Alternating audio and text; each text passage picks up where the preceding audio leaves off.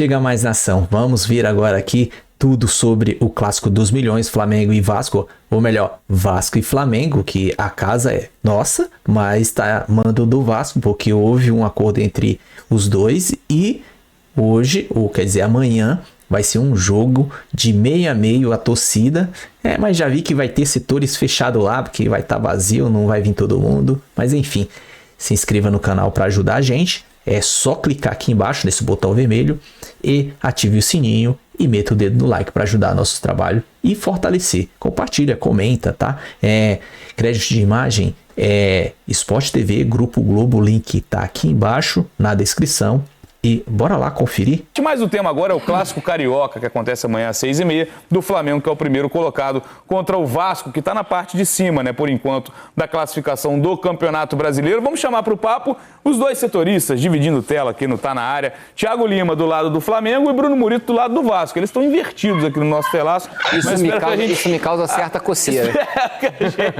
Tirar um print e reclamar com eles no Twitter, acho que eles vão responder lá depois, amigo. Boa noite para vocês. Começando pelo Murito, que cobre o Vasco, né? O time mandante desse clássico. Bem-vindo ao Tá Na Área, amigo. Tudo bem, cara? Fala, Bené, Beto, Raed, tudo bem? Noel, também parceiro. O Vasco chega para esse jogo muito pressionado, né? Principalmente aí o Fábio Carille, porque parece até que o cargo dele está em jogo, né? Nesse clássico. O Vasco vem de uma carga até mais emocional, né? O Vasco não vence o Flamengo em Campeonato Brasileiro desde 2015, assim, né? Já quase 10 anos. Então, nos últimos jogos aí também, no Carioca, por exemplo, desse ano, perdeu os 3 clássicos para o Flamengo.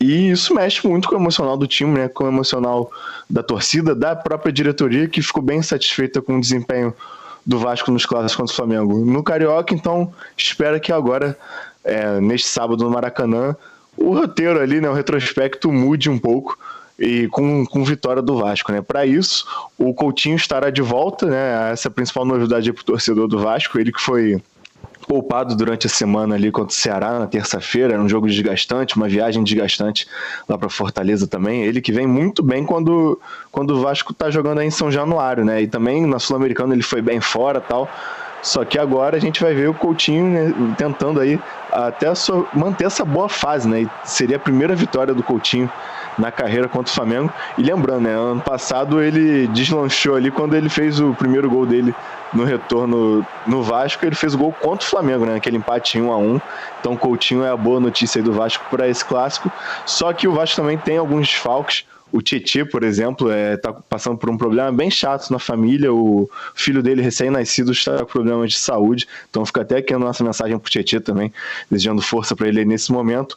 O Vasco, né, super entendeu a situação. Ele já tinha ficado de fora contra o Ceará e também vai ser desfalque amanhã, muito por esse problema dele na família dele. E o Lemos também vai ser desfalque, mas esse é por desfalque médico, né? Ele fraturou a costela no jogo contra o Porto Cabedelo, então o Vasco tem o desfalque do Lemos, do Tietê, do Payet, que também sentiu uma lesão no joelho no último jogo, mas a boa notícia aí nesse cenário de desfalques é a volta do Coutinho, que é muito importante para esse time, né, Bené? É isso, a gente vai falar daqui a pouquinho do time do Vasco, mas vou dar meu boa noite também para o Thiago Lima, que agora sim estamos com os lados corretos aqui no nosso telão. Noel, boa noite, bem-vindo ao Tá Na Área, o lado do Flamengo para esse clássico. Chega muito embalado depois da maior goleada do Brasileirão até aqui, né, amigo? É isso, fala Bené, boa noite, Betão, Raed, Murito. Estaremos juntos amanhã no Maracanã, eu e Murito. Bom, o Flamengo está nessa liderança do campeonato, né? Vem esse embalo. Vem pra cá, torcedor flamenguista, vamos lá. Amanhã a gente tem um clássico, né? Contra o... Tá tranquilo, liderança, mas tem um jogo da Libertadores importante semana que vem, terça-feira. Então, o Flamengo tá com esse foco dividido. Por mais que o brasileiro seja a prioridade, né? Como a diretoria deixa clara, mas tem esse foco também.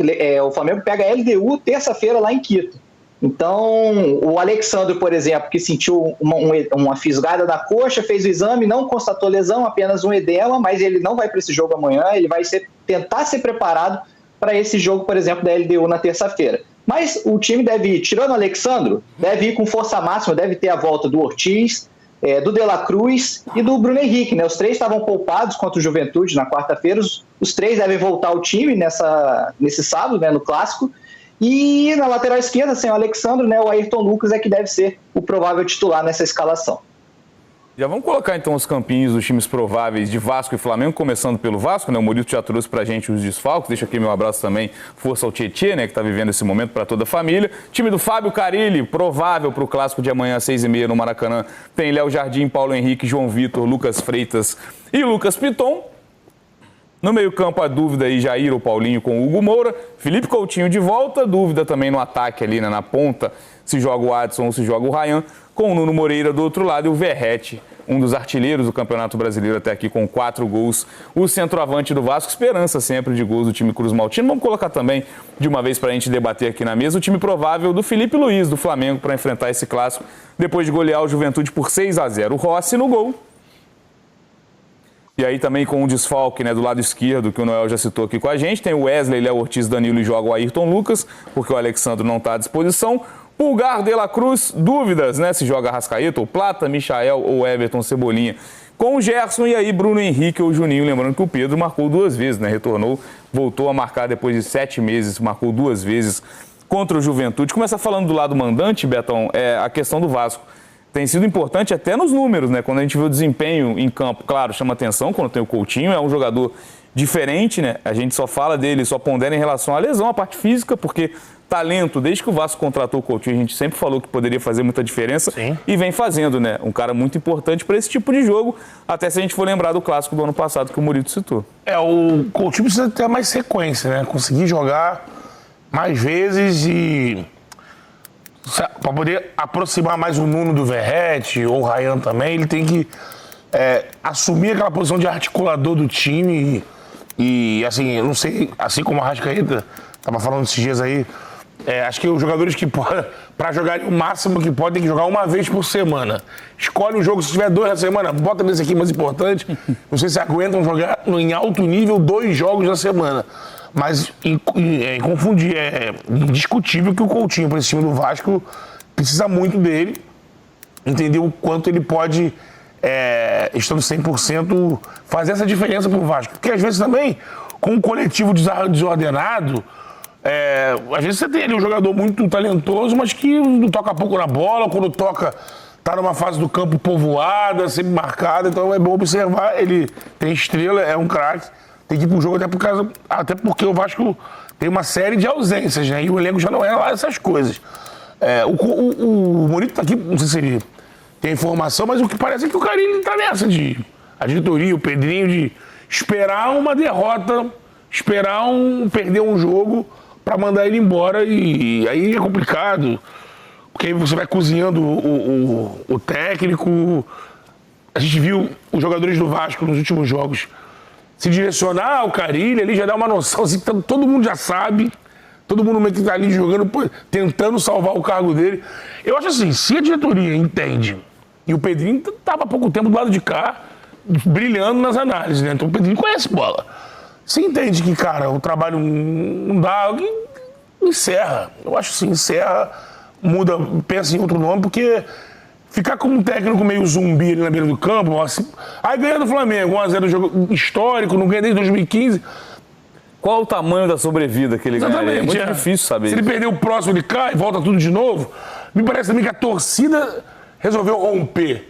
O jogo que a gente teve da Sul-Americana, que o Vasco ganha e... Do Puerto Cabello, né? Puerto Cabello, ele sai xingado. De uma forma assintosa ali. E nem achei, assim, enfim, acho que o Vasco poderia ter até um resultado maior naquele momento. Perdeu gols. E assim, foi um xingamento, assim, que ali foi assim, a torcida tá demitindo o Carille. Ele foi correndo pro vestiário, enfim. Curioso para ver amanhã a postura do Vasco. Curioso mesmo. É por aí, Murilo. É um clássico que o Carille chega com essa missão, né, de conseguir uma sobrevida, né, conseguir um resultado positivo, porque sabe que pode ser o fim da linha dele nessa passagem pelo Vasco. É mais ou menos por aí o tamanho dessa pressão no momento? É bem por aí, Bené. O Beto foi bem na análise, porque nisso de esperar uma derrota mais marcante, né? Porque assim, se a gente pensar até que depois do período ali da pausa, né? Do início para o Brasileirão, o Vasco venceu o Santos e o Sport em São Januário, ali na base da força da torcida mesmo. Não teve atuações tão ruins assim. Mais no primeiro tempo contra o Santos foi bem ruim, mas no segundo tempo foi bem, conseguiu a virada. E contra o Sport administrou ali, ganhou bem de 3-1, só que fora de casa, né, o Vasco teve muita dificuldade, assim, contra o Corinthians levou um 3-0 que a diretoria ficou muito incomodada, principalmente com a postura do time. O Carille a gente vai lembrar que poupou 8 titulares nessa partida, mas sim, o desempenho foi uma tragédia, né, em campo. E contra o Ceará também a postura do time incomodou muito, cara. Agora na terça-feira, 2-1, incomodou o próprio Fábio Carille. Foi a primeira vez que ele foi mais enfático, assim. Falou que os jogadores têm que respeitar a camisa, o time onde estão, enfim. O problema é que na Sul-Americana, como o Beto disse, né? O Vasco começa muito bem contra o Melgar, abre 3-1, e aí nos acréscimos toma o gol no empate ali com o time recuando muito, e aí sai com 3-3 lá no jogo com altitude. Assim, o resultado não era tão ruim assim, um 3-3, mas depois de abrir 3-1, né, e recuar o time assim, realmente ficou muito complicado ali na análise sobre a avaliação do Carille, né, naquela partida. E contra o Puerto Cabello, o Vasco ganhou de 1-0, criou para ser 3-4, só que o time não conseguia, né? E era muita dependência ali de cruzamentos na área. Esse jogo, especificamente contra o Puerto Cabello, a torcida do Vasco ficou louca, assim, em São Januário. Eu tava lá, muitos xingamentos mesmo pro Carille. E depois, na entrevista coletiva, ele também não se ajudou, né? Disse que a torcida não tá ajudando assim, que tem que apoiar em vez de criticar. Então, a relação que não era muito boa com a torcida acabou piorando ainda mais depois disso. Então, como ele chega pro Clássico, assim, com retrospecto muito ruim contra o Flamengo, são 3 derrotas em 3 jogos nesse ano, com principalmente desempenho muito ruim nos clássicos, ele só venceu o Botafogo e com atuação ali ok em São Januário, foi a melhor atuação do Vasco em clássicos nesse ano, mas perdeu o único jogo pro Fluminense, perdeu os 3 contra o Flamengo, e o desafio é esse, né? Quando o nível dos adversários sobe, o Vasco está devendo bastante nessa temporada, e a gente não sabe, né? De verdade, no futebol pode durar muito pouco tempo, assim, mas uma derrota acachapante, assim, poderia com certeza acabar com o ciclo do Carille no Vasco, até porque na terça-feira já tem um jogo importantíssimo em São Januário contra o Lanús, pela Sul-Americana, são os 2 times que estão disputando a liderança do grupo, né? Então o Carille realmente está bem na corda bamba aí, mais perto talvez do que de cair, do que de ficar, mas uma vitória no Clássico pode mudar tudo e pode elevar muito a moral do time, né? É isso, Noel. E do lado do Flamengo, como a gente já disse, né, o clima é outro, né? O Flamengo que consegue dosar a minutagem do elenco. A gente fala, claro, sobre priorizar o brasileiro dessa vez, algo diferente em relação às últimas temporadas nessa etapa do ano, né? Mas são jogos onde o Flamengo consegue, por exemplo, contra o Juventude, Léo Ortiz e De La Cruz ficaram no banco, descansaram. E um resultado positivo que fez o Felipe Luiz poder, né, ter essa possibilidade de sacar o Arrascaeta logo no início do segundo tempo. Então o Flamengo tem conseguido dosar. Claro, é importante o jogo contra a LDU fora de casa na Libertadores, talvez o jogo mais difícil da fase de grupos para o Flamengo. Mas é isso, né? Priorizar o brasileiro quando a gente fala é essa questão de não usar um time todo reserva em nenhum momento nessa etapa do ano. Exato, Bené. É até algo que a gente é acostumado a ver no futebol brasileiro, né? Um time antes de um jogo de Libertadores poupar todos os titulares, entrar só com o que serve em campo. Isso não, a gente nunca vai ver com o Felipe Luiz. Ele está rodando ali no máximo 3 peças, né, por jogo. E eu acho que ele só vai rodar alguém nesse jogo de amanhã por causa desse jogo, como você falou, é o jogo mais difícil da fase de grupos para o Flamengo.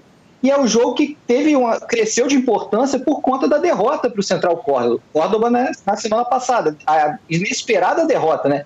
E dificulta um pouco essa vida do Flamengo. Se ele perde da LDU, ele vai ficar numa situação delicada no grupo. Assim, por mais que o brasileiro seja a prioridade, com certeza essa semana especificamente o Flamengo está com um foco um pouco dividido, sim, por conta da importância desse jogo da LDU. Mas o Felipe não vai rodar um time inteiro, vai rodar sempre ali, no máximo 3 peças. A tendência é que ele rode agora, por exemplo, ele poupe o Léo Pereira, né, que vem numa sequência grande de jogos. O Pulgar, por exemplo, que também vem numa sequência grande, mas jogou só o primeiro tempo contra o Juventude, já foi sacado, tendência que ele jogue amanhã, e aí o Felipe use também o segundo tempo para tirar um jogador ou outro já pensando no jogo da LDU.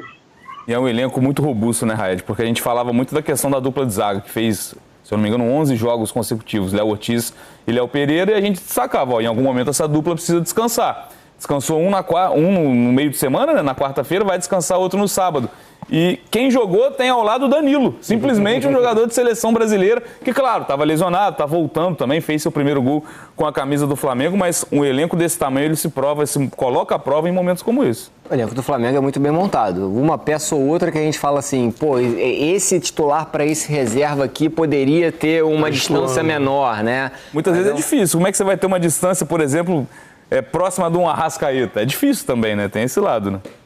O Arrascaeta já ganhou uma outra notoriedade no elenco do Flamengo, mas assim, o reserva dele, quando o Felipe ele quer botar, ele pode botar o Gerson naquela função, ele pode botar o Luiz Araújo naquela função, o De La Cruz pode ser adiantado naquela função. Então assim, é um elenco que mal ou bem, se você saca o Arrascaeta, você tem opções que não deixa o nível cair tanto. É um elenco muito bem construído, o elenco do Flamengo.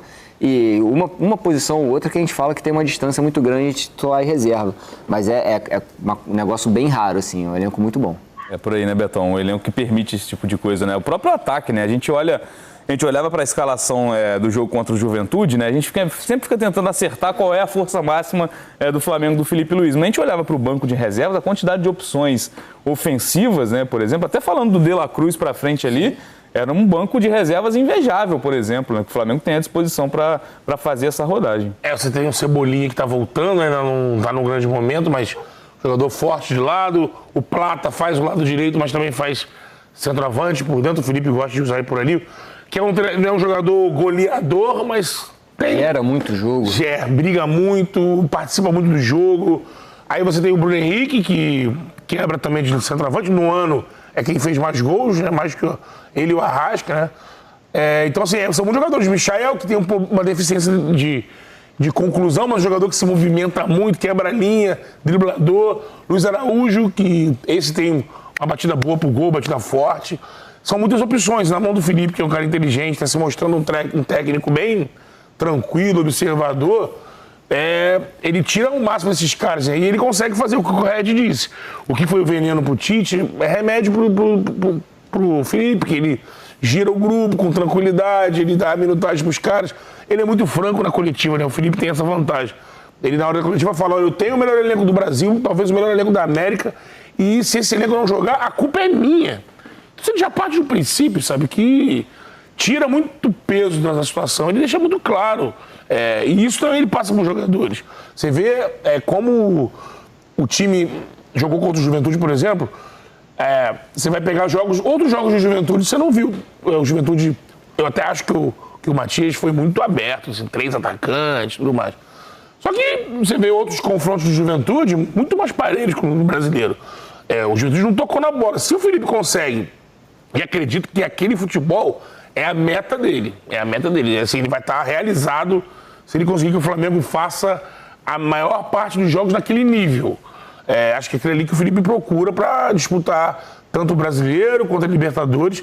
E outra coisa, esse jogo do Vasco é muito importante, é o clássico, mas essa vitória, se o Flamengo conseguir a vitória contra o Vasco, ele tem uma sequência até a 10ª rodada, que ele vai enfrentar o Palmeiras, muito semelhante à sequência do Palmeiras. Os dois vão ter clássico, os dois vão ter confrontos de times de baixo da tabela, e imagino que deve ser uma meta até lá, tá na liderança com até uma certa gordura pro Palmeiras, porque pensando na parada do Mundial, quando você vai largar aqui o Brasileirão, vai parar e vai se dedicar a uma outra competição, né? Então, assim, acho que uma vitória do Vasco encaixa o Flamengo num embalo que os jogos que tem na sequência deixam o Flamengo numa situação muito, muito positiva já nesse início de campeonato. Uma arrancada inicial muito boa que faltou pro Flamengo em algumas das últimas temporadas. Muito, né? Por culpa do próprio Flamengo. Exato. Perfeito. Uma hora dessa. Em momentos de Libertadores, jogar com o time reserva, exatamente. Então temos esse clássico aí amanhã às 6h30 no Maracanã. Bom, vamos lá. Caramba, esse jogo promete de amanhã, cara. Eu fico pensando aqui, os caras ficam passando ali as táticas de quem tá disponível, quem não tá. Eu fico imaginando o Flamengo dominando tudo amanhã e jogando fácil igual o Flamengo contra o Juventude. Mas aí, tirando a ansiedade, o que você diz? Quanto vai ser o jogo? Comenta aí, coloca seu placar aí, vê se bate mesmo, vê se o que a gente vamos falar depois do jogo. Quem acertou, beleza? Mas eu acho que vai ser 3-0. A gente vai jogar, vai ter um jogo. No começo a gente vai conhecer, vai ficar qual que é a pegada, como que tá a sintonia, o psicológico, a cabeça, que isso funciona. Futebol é muito cabeça. E vamos ver como é que tá a cabeça dos Vasco. Porque, dependendo de como vai ser, a gente vai pegar logo de cara. Mas a gente tem que estar concentrado, focado, como a gente jogou contra o Fluminense. E focado até os acréscimos, cara. Gerson, parar de chorar dele. Jogar bonito. Beleza? Mas é isso aí, cara. Se gostou do vídeo, se inscreva no canal. Clicar nesse botão vermelho aqui embaixo. Ative o sininho. Meta o dedo no like para ajudar e reforçar nossos trabalhos aqui, tá? Fortalece muito. Compartilha, comenta. Na geral. Tamo junto. Até a próxima. Saudações rubro-negra.